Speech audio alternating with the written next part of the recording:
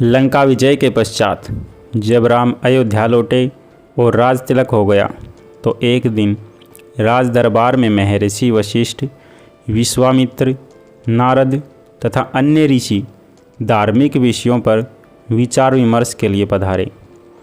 जब उसी प्रकार के विषयों पर चर्चा चल रही थी तो देवर्षि नारद ने एक प्रश्न उठाया कि नाम और नामी में कौन श्रेष्ठ है। ऐसे प्रश्न को सुनकर ऋषियों ने कहा, नारद जी, नामी से तुम्हारा क्या तात्पर्य है, स्पष्ट करो।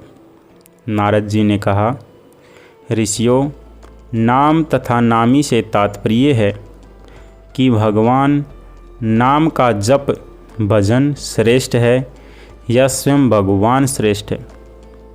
नारद जी की बात सुनकर ऋषियों ने हंसकर कहा, अरे नारद, तुमने यह कैसे बच्चों जैसा प्रश्न किया है। निश्चय ही भगवान श्रेष्ठ है, क्योंकि उन्हीं के नाम का तो जप किया जाता है। नारद ने कहा, नहीं, आपकी यह धारणा ठीक नहीं है। मेरे विचार से भगवान से बढ़कर उनका नाम है। भगत को भगवान के नाम के जप से ही शक्ति मिलती है, क्योंकि नाम के भजन के बिना भगवान कहाँ कृपा करते हैं। पर यह बात सबने आसानी से स्वीकार नहीं की तो नारद ने कहा, अपने मत की प्रतिष्ठा के लिए मैं इसे उचित समय पर प्रमाणित करूँगा। इसके कुछ देर बाद राज दरबार स्थगित हो गया। हनुमान उस दिन दरबार में उपस्थित नहीं थे, इसीलिए हनुमान को इस विवाद के बारे में कुछ नहीं पता था।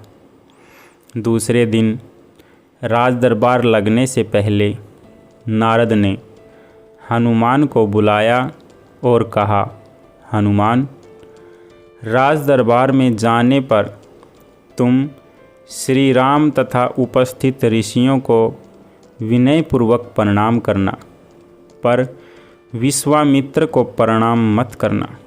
वे भले ही ऋषि का चोला धारण किए हैं, पर वे ब्राह्मण नहीं हैं। क्षत्रियों की पूजा ब्राह्मणों जैसी नहीं होती।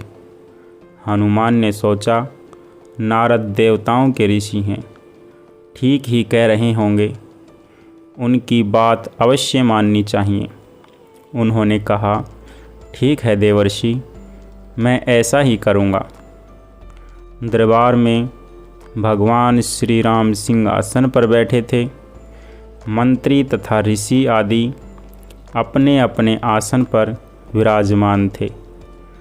थोड़ी ही देर में हनुमान जी आए, भगवान श्री राम के चरणों में प्रणाम किया, फिर ऋषियों का चरण स्पर्श कर प्रणाम किया, फिर उन्हीं के बीच बैठे विश्वामित्र को न तो उन्होंने प्रणाम किया और न किसी प्रकार का आदर भाव दिखाया। हनुमान के इस व्यवहार से विश्वामित्र ने अपने को बड़ा अपमानित समझा।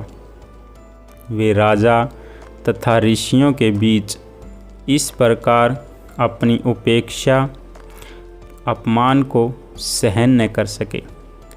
तत्काल ही क्रोध में उठ खड़े हुए और श्री राम से बोले, श्री राम, तुमने अपने इस मुँह लगे सेवक की धृष्टता देखी। भरे दरबार में इसने किस प्रकार मेरी उपेक्षा की तथा उद्दत भाव से मेरा अपमान किया। श्री राम ने कहा, गुरुदेव, शांत हो जाइए। मैं हनुमान से इस धृष्टता का कारण पूछूंगा। विश्वामित्र का क्रोध शांत नहीं हुआ।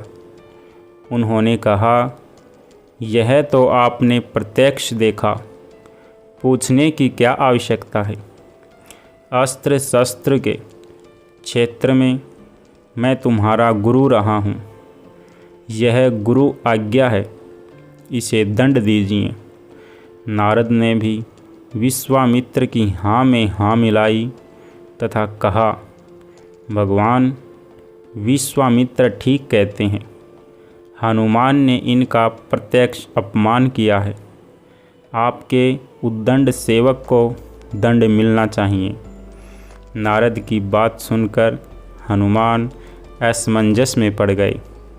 भरे दरबार में अपनी स्थिति देखकर कुछ बोल तो न सके, पर सोचने लग गए कि जिस नारद के कहने से मैंने ऐसा किया, वही नारद अब मेरा बचाव न करके मुझे दंड देने की बात में सहमति जता रहे हैं। दो लोगों के बीच भ्रम पैदा करके उन्होंने लड़ने में इन्हें कौन सा आनंद आता है। भले काम को बिगाड़ने वाला यह कैसे ऋषि हैं। भगवान श्री राम किसी प्रकार की दंड की घोषणा करते इससे पहले ही नारद ने कहा, भगवान इस संबंध में शांत भाव से विचार कर कल दंड दीजिएगा। उत्तेजित अवस्था में अभी इस समय हनुमान को दंड देना उचित नहीं। सबने इस सुझाव को स्वीकार किया और सभा स्थगित हो गई। रात को हनुमान नारद के आश्रम में आए और कहा, देवर्षि आप यह कौन सा खेल खेल रहे हैं। मेरा वध कराकर आपको क्या मिलेगा। मैंने तो जो कुछ अभिनय किया वह आपकी आज्ञा से ही किया था। नारद हंसकर बोलने लगे, हनुमान निराश मत हो, चिंता मत करो। मेरे कहने से तुमने जो किया है उसके लिए दिए जाने दंड से तुम्हारा कुछ नहीं बिगड़ेगा। तुम्हें दंड मिलेगा, पर तुम्हारा बाल भी बांका नहीं होगा। मैं जैसा कहता हूँ बस वैसा ही कल करना।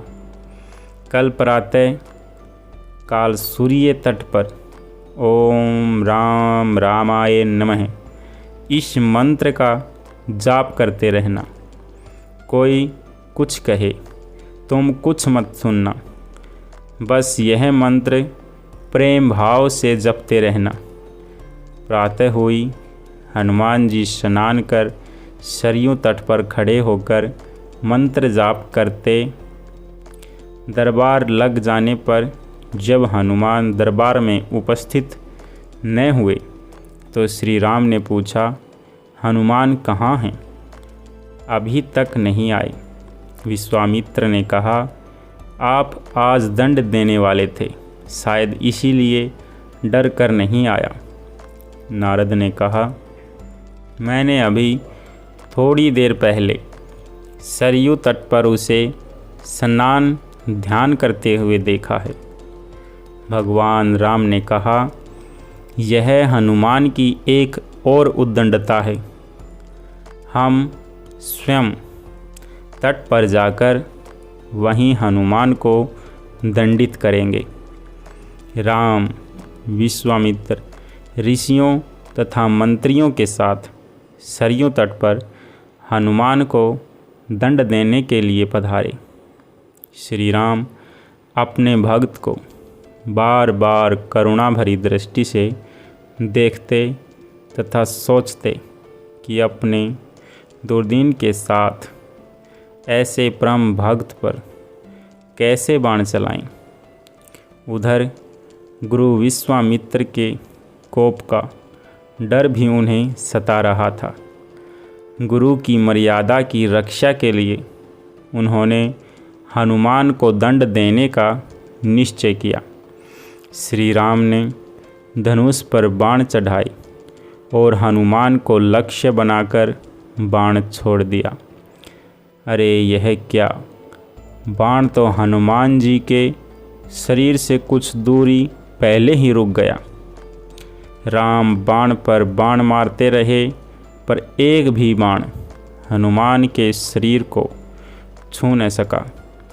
उधर हनुमान राम के बाणों के प्रहार से निश्चित नारद के बताए मंत्र का जप करते रहे। वह मंत्र जैसे हनुमान का कवच बन गया। यह देखकर श्री राम को बड़ा आश्चर्य हुआ। हनुमान में यह कैसी शक्ति आ गई। उनके दंड का प्रयास व्यर्थ हो रहा था। विश्वामित्र को लग रहा था कि राम अपने भक्त को बचाने के लिए जानबूझकर इस तरह बाण चला रहे हैं कि उनको चोट न पहुँचे। अपनी इस असफलता से विचलित होकर राम ने ब्रह्मास्त्र उठा लिया। राम ने ब्रह्मास्त्र हाथ में लिया तो हाहाकार मच गया।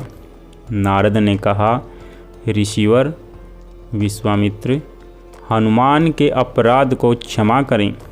अगर राम का ब्रह्मास्त्र छूट गया तो सिर्फ हनुमान नहीं मरेंगे, बल्कि सारे लोक में प्रलय मच जाएगा। ब्रह्मास्त्र से निकली ज्वाला देखकर विश्वामित्र भी डर गए। उन्होंने राम को रोकते हुए कहा, राम, ब्रह्मास्त्र को वापस तुणीर में रखिए। हनुमान के अभिनय को मैंने क्षमा किया। इतना सुनते ही हनुमान को जैसे जीवन दान मिला। राम को धर्म संकट से मुक्ति मिली। सब लोग प्रसन्न हुए।